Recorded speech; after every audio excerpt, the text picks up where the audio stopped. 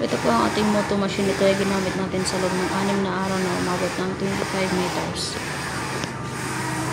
Ito po ang ating printer head. Hot copy. Head clean.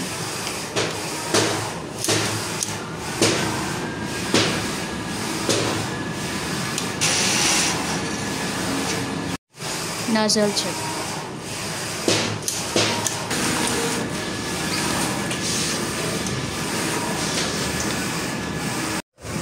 ADR. Yung ating ink tank ay tama lang. Ito naman po ang ating waste tank. Ito naman po ang ating ICC profile. Ito naman po ang ating consumable record sa 1.2 sa paper.